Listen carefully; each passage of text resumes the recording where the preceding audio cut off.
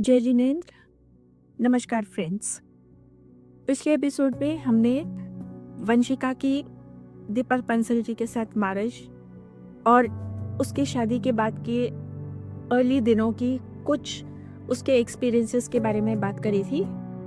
वही एक्सपीरियंसेस को हम आगे बढ़ाते हुए अपनी स्टोरी आगे बढ़ाते हैं। मतलब उसकी शादी के बाद के चंद महीनों में जो जो उसने देखा, जो जो उसने एक्सपीरियंस किया, वो क्या था, वो छोटे छोटे रिमार्क्स क्या होते हैं। स्टोरी जब ये ख़त्म होगी तब आप इसका मीनिंग समझने लगेंगे। अभी आपको शायद वो रिमार्क्स का मीनिंग समझ में नहीं आएगा, बट कहानी ज़रूर आपको समझ आ रही होगी। तो चलिए बात करते हैं वंशिका की। वंशिका की जब नई नई शादी हुई तब उसने अपने हस्बैंड से एक औपचारिक वार्तालाप के दौरान ही ऐसे बोला कि एक लड़की जब शादी करके एक दूसरे घर में जाती है तो उसको कितना कुछ खोना पड़ता है, और इसमें सच्चाई है उसका सब कुछ तो पीछे छूट जाता है। उसको एक नए तरीके से, नए सिरे से सब कुछ शुरू करना होता है। तो दीपक बंसल जी ने उससे यही कहा कि माना छूट जाता है पर मिलता भी तो बहुत कुछ है। तो वंशिका ने अपने हस्बैंड से ये बोला था, बहुत कुछ खोना पड़ता है, तो बदले में उसको जवाब मिला कि मिलता भी बहुत कुछ है। सही बात है। अब ऐसे ही वंशिका बताती है कि शादी के शुरू के दिनों में वो ऑब्जर्व करती थी कि दीपक जी जो है वो बड़े अच्छे से सब कुछ हैंडल कर रहा है, क्योंकि उनके पिता नहीं थे, वो काफ़ी छोटे थे तभी उनके पिता की मृत्यु हो गई थी। तो वो काफ़ी कुछ अर्ली एज से करना सीख गए थे, और यही उसने नोटिस भी किया कि कितने अच्छे से वो सब कुछ संभाल रहे हैं, अपनी मदर को संभाल रहे हैं, उनकी हर तरह से मदद कर रहे हैं, सारे बाहर के काम भी संभालते हैं। तो उसके मन में ये विचार आया कि जो इंसान इतना सब कुछ करता है वो कितना ज़्यादा रिस्पॉन्सिबल होगा। वो अपनी खुद की बनाई हुई फैमिली, यानी कि उसकी खुद की पत्नी और उसके जो आगे आने वाले बच्चे हैं, उनकी कितनी अच्छे से देखभाल करेगा, ऐसा उसे विचार आया, और वो खुश भी हुई उससे। अब जैसा कि आपको पता है वो काफ़ी रिस्पॉन्सिबल लड़की थी, तो उसने एक चीज़ नोट किया कि उसकी मदर इन लॉ के पास कुछ वूलन कपड़ों की कमी थी, और ज़्यादा उसको रिस्पॉन्सिबल किस फीलिंग ने बनाया, वो फीलिंग थी कि उसकी मैरिज से कुछ महीने पहले ही जो राजेश्वरी बंसल जी थी, यानी कि दीपक बंसल जी की बड़ी बहन, उनकी डेथ हो गई थी। मतलब राजेश्वरी बंसल जी की बेटी की डेथ हो गई थी। तो वंशिका को लगा कि चंद महीनों में ही जो राजेश्वरी जी ने अपनी बेटी खोई, चंद महीनों बाद ही उनको उनकी डॉटर इन लॉ के रूप में एक बेटी वापस मिल गई, और उसने सोचा कि वो पूरी कोशिश करेगी कि उनकी जो डॉटर चली गई है उसकी कमी को कुछ हद तक भरने की, क्योंकि किसी की जगह कोई ले नहीं सकता है। ऐसा उसके मन में विचार आया। तो जब वो पहली बार अपने पेरेंट्स के घर गई, वहाँ पर उसने ढूंढ कर शॉप निकाली जिसमें एक पर्टिकुलर ब्रांड के स्वेटर्स मिलते थे जो राजेश्वरी जी के पास उसने देखे थे, और उसे ऐसा लगा वो उसी ब्रांड के स्वेटर्स पहनती है, और वो वहाँ से खरीद के उनको लेकर गई। तो अपनी जिम्मेदारी उसने पहले दिन से फील करनी और फुलफिल करनी दोनों ही शुरू कर दी थी। तो जैसे पिछले एपिसोड में भी हम लोग डिस्कस कर रहे थे कि राजेश्वरी बंसल जी ने बहुत कुछ बताया था कि उनकी हद से ज़्यादा वेल टू डू फैमिली है। तो वंशिका भी कहीं ना कहीं खुश थी कि चलो एक अच्छे घर में आई है, उसको फाइनेंशियल प्रॉब्लम्स फेस नहीं करनी होंगी, जो कि शायद हर लड़की सोचती है, और खुद राजेश्वरी जी भी यही सोचते होंगे, और यही सोचकर उन्होंने अपनी भी डॉटर की मैरिज की होगी। दूसरी डॉटर भी है उनकी, नैना बंसल जी, जिनसे मैं आप लोगों को परिचित शायद करवा चुकी हूँ। तो वंशिका की शादी के बाद शुरू के दिनों में जो कोई भी वंशिका के रिलेटिव्स आते थे उसके घर, जैसे कुछ रिलेटिव्स आसपास ही रहते थे, आसपास के शहरों में भी रहते थे कुछ क्लोज रिलेटिव्स, वो जब भी घर पे आते थे तो राजेश्वरी जी को ऊपर छत पर लेकर जाती थी और दिखाती थी कि ये देखिए, उस कोने से लेकर उस कोने तक जो कुछ भी है वो सब दीपक का है। तो वंशिका और उसके पिता भी सोचते कि इन्होंने इतनी ढेर सारी प्रॉपर्टी बताई है चलो एक क्षण को मान ले कि कुछ नहीं भी है, तो ये जो इतना बड़ा सा घर दिखाते हैं और उसकी जो नौकरी है उस वही शायद काफ़ी होगी। तो वो इस करके वो संतुष्ट थी।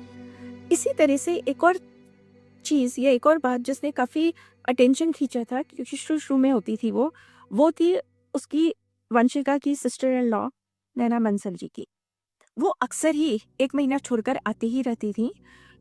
तो जब भी वो आती, इवन शादी के टाइम भी, वो उसकी हर चीज़ को बोलती कि ये तो मुझे दे दो।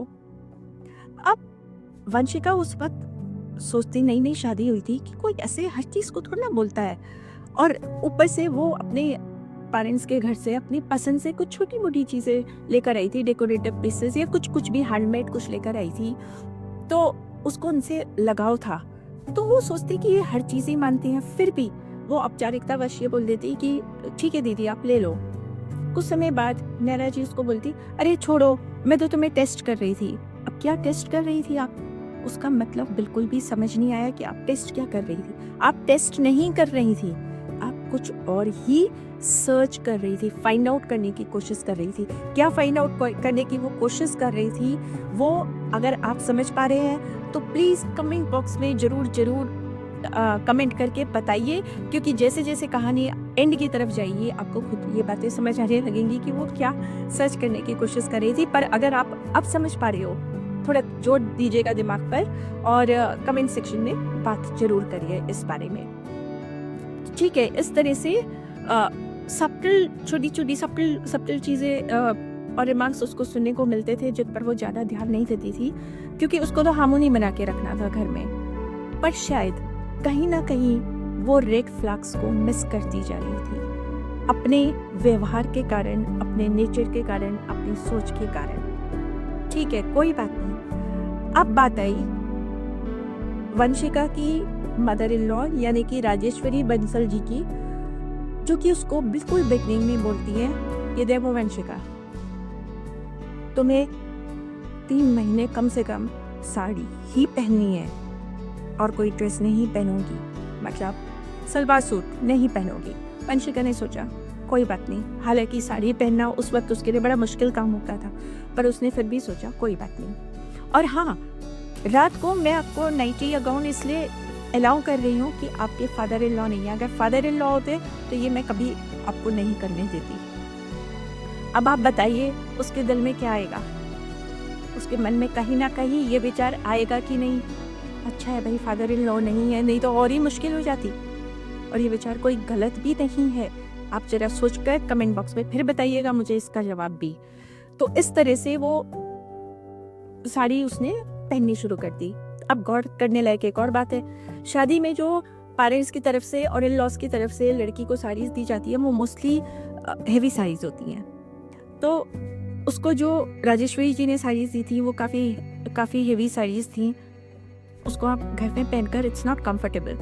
उसी तरह से उसके पेरेंट्स ने जो साड़ीज़ दी थी वो भी काफ़ी हेवी साड़ीज़ थी, बट उनमें से उन दोनों तरफ की साड़ीज़ में से उसने कुछ लाइट साड़ीज़ को सिलेक्ट किया। मोस्टली उसकी घर की साड़ीज़ थी, सब सिल्क की साड़ीज़, और जो उसने खुद पैक करी थी। और वो रोज़ बड़े शौक से, बहुत शौकीन थी वो, छोटे छोटे शौक थे, अच्छे अच्छे कपड़े पहनना, ज्वेलरी पहनना, चाहे वो गोल्डन हो, चाहे आर्टिफिशियल हो, चाहे स्टोन्स की हो, कुछ भी हो, मैचिंग ज्वेलरी पहनना, चूड़ी पहनना, इस तरह के छोटे छोटे शौक थे, गर्लिश शौक थे। उसको कोई भी जीन शर्ट की कोई आकांक्षा नहीं थी पहनने की। तो इस तरह के छोटे छोटे उसके शौक थे, छोटी बिंदी लगाना, कलरफुल, सब मैचिंग, इसका शौक था उसको। तो इस तरह से उसके कुछ दिन वहाँ बीत रहे थे और छोटे छोटे से रिमार्क्स को वो इग्नोर करती ही जा रही थी। बहुत सारे थे जो शायद मैं आपके साथ डिस्कस भी यहाँ पर नहीं कर पाऊँगी, जिसमें से अब साड़ी के कॉन्टेक्स्ट में मैं आपको एक बताती हूँ। वो बड़े शौक से रोज